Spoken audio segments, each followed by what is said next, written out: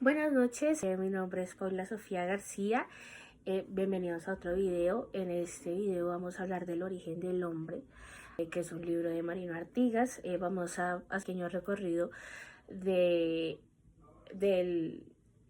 capítulo sexto hasta el 11º.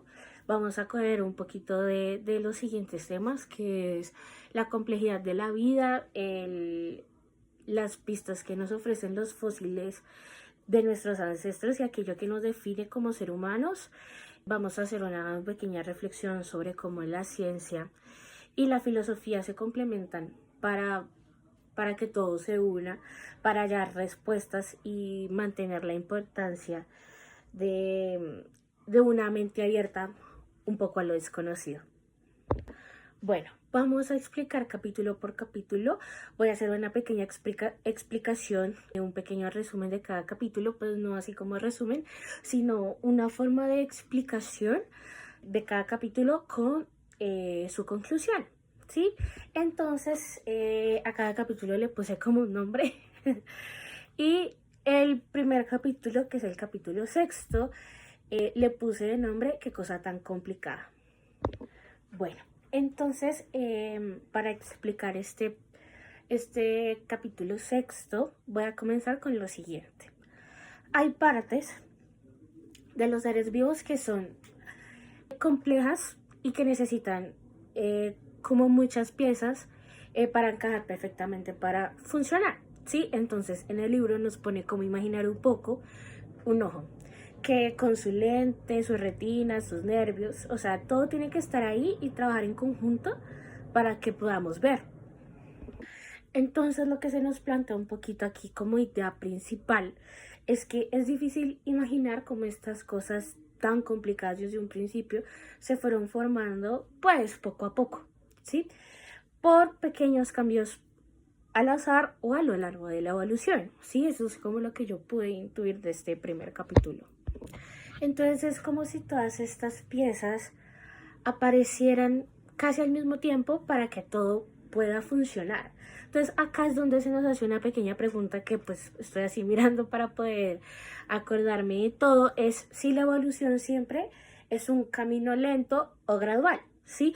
O tal vez hay otros factores que pueden explicar esta complejidad, ¿sí? Y también en este capítulo nos hace pensar, por ejemplo, en considerar si la ciencia actual tiene todas estas respuestas sobre cómo surge cada parte del cuerpo o toda parte de la biología, ¿sí?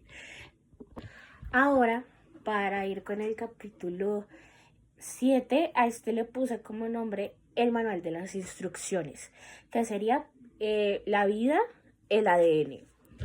Entonces, en este séptimo capítulo vamos a tener que pensar mucho en de dónde sale tanta información, como si fuera como una lista de ingredientes o si realmente es como un código para que el ser humano funcione. Entonces dice lo siguiente: pues el ADN es una molécula que está dentro de cada célula y que contiene información necesaria para construir y hacer funcionar a un ser vivo. Hasta ahí todo bien.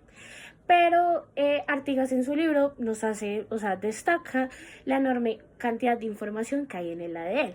No solo como una lista, sino como un código, que fue lo que dije ahorita, un código como muy específico y muy sofisticado que dice cómo y dónde se tiene que hacer cada cosa, ¿sí? Entonces ahí es donde les dije lo de la pregunta, de dónde salió tanta información tan específica y cómo se fue acumulando y organizando a lo largo de la evolución para crear cada ser vivo o cada vez más complejo, ¿no? Pues porque es una evolución. Y también este mismo capítulo nos hace pensar en las mutaciones, que son cambios pequeños en el ADN. Sí, eso pasa por sí solo o pueden explicar, o sea, o cómo pueden explicar este cambio de información. Si es si somos un código erróneo y por eso está esta modificación molecular, ¿sí? Y teniendo en cuenta que esta información molecular del ADN cada vez se hace muchísimo más compleja, que un ser no es igual a otro y que todo, o sea, como que va cambiando o va mejorando de alguna forma. Bueno, el nombre del siguiente capítulo es Buscando las huellas de los antepasados, que son los fósiles. Entonces en este capítulo nos mete a este mundo de los fósiles, esos que son restos de seres vivos que vivieron hace muchísimo tiempo y que se han conservado en la Tierra. Los fósiles, que son como piezas de rompecabezas que nos ayudan en cierta forma a entender cómo hemos evolucionado los humanos, no solamente los humanos, sino cualquier tipo de ser vivo. Ok, en este capítulo nos habla de lo siguiente. Vemos los esqueletos de Australopithecus, que fueron los primeros primates que caminaron erguidos. Luego los Homo habilis, que aprendieron a usar herramientas. Luego el Homo erectus, que se expandió por el mundo, pero esto también llevó a que Artigas señalara que a veces faltan muchas piezas en este rompecabezas. ¿Sí? ¿Por qué?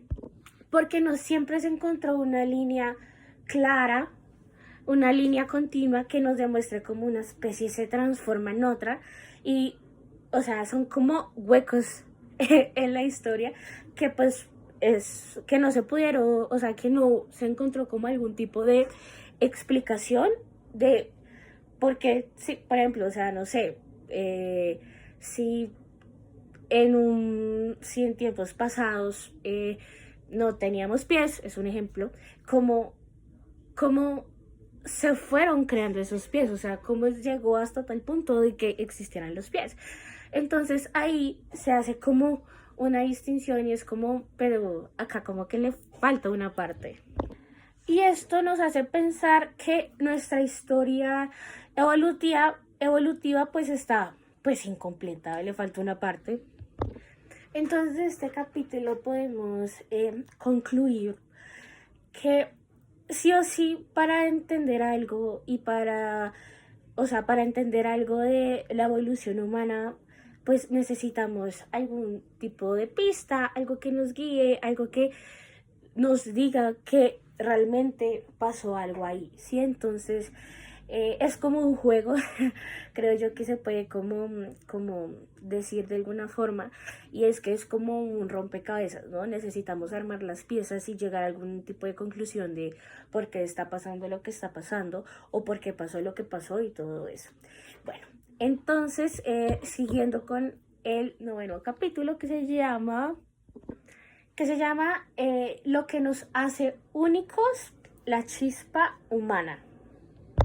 Bueno, este capítulo es importante porque es en el capítulo en el que Artigas se pregunta qué es lo que nos hace diferentes a otros animales, que no solamente es porque caminemos en dos patas y caminemos erguidos o que nuestro cerebro sea más grande o algo por el estilo, es porque hay algo más que nos hace diferentes.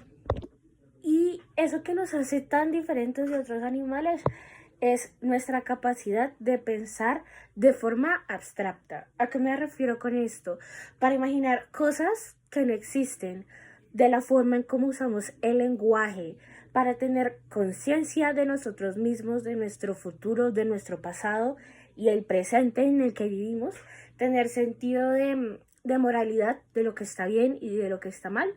Yo siento que también Artigas nos hace un poquito para reflexionar de que si estas capacidades surgieron de nosotros así nomás o es como una continuación de la evolución biológica, ¿no? O si hay algo más como una chispa que solamente nosotros tenemos o eso es lo que verdaderamente nos hace únicos, ¿sí?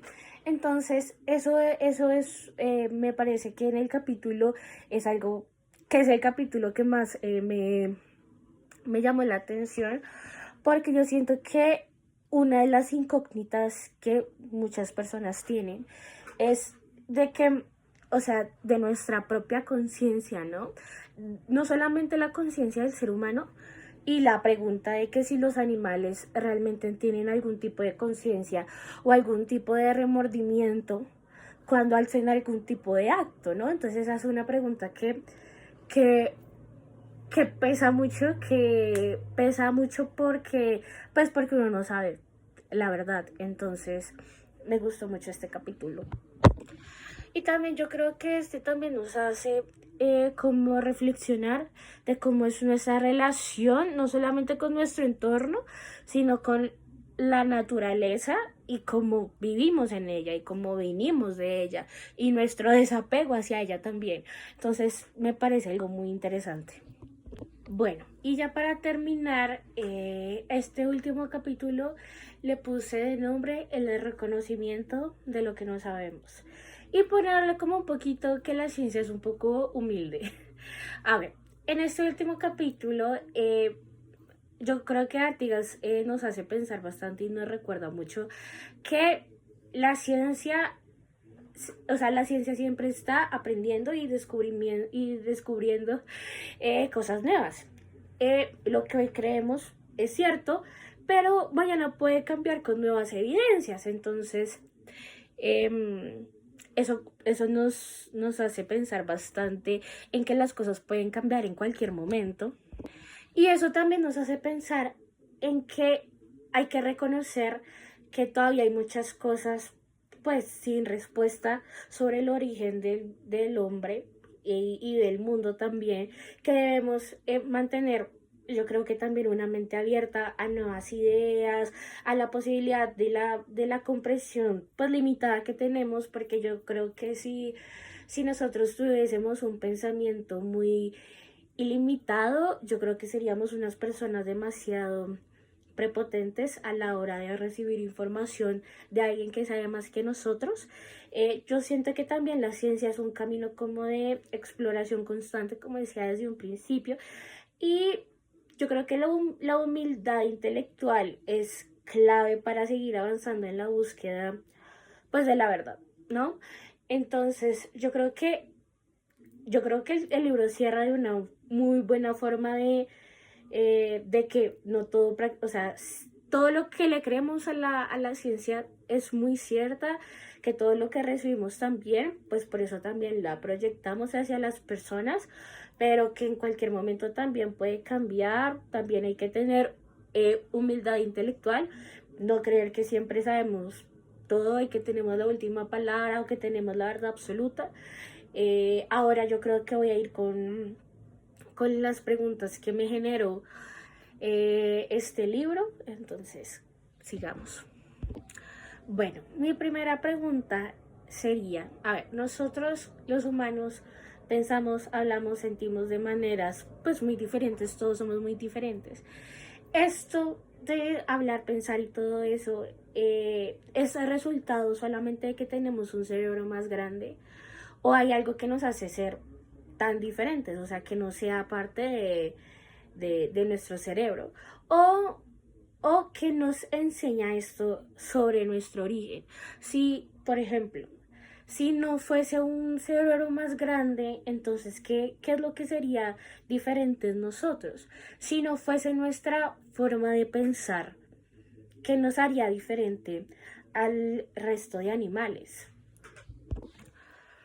Otra pregunta que me surgió es cómo, o sea, qué tan diferente es nuestro ADN del ADN de los animales, porque yo siento que también nuestra capacidad de pensar y pues desarrollar lo que somos, eh, qué es lo que los animales tienen de diferente a nosotros que no pueden hablar así, o sea, como el lenguaje, cómo ellos usan ese lenguaje, cómo los animales usan ese lenguaje, o cómo es, o de qué tamaño entonces es su cerebro que no tienen la capacidad de poder comunicarnos así. Obviamente hay, o sea, por ejemplo, tengo un ejemplo muy claro de los animales que, por ejemplo, el delfín, que yo siento que es muchísimo más desarrollado que nosotros los humanos, por el simple hecho de que se puede comunicar como con sonda y así con sus otros, o sea, con otros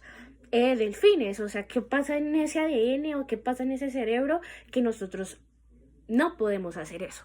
O qué pasa en el ADN de los otros animales que no pueden hacer ni en los delfines, igual siendo animales, diferentes especies y todo eso, pero que igual tienen como un cerebro, por decirlo de alguna manera, un poco más lento, ¿sí? Entonces, yo creo que esas son las preguntas que me generó el libro. Espero que les haya gustado mucho, espero que le haya gustado, profe, y gracias.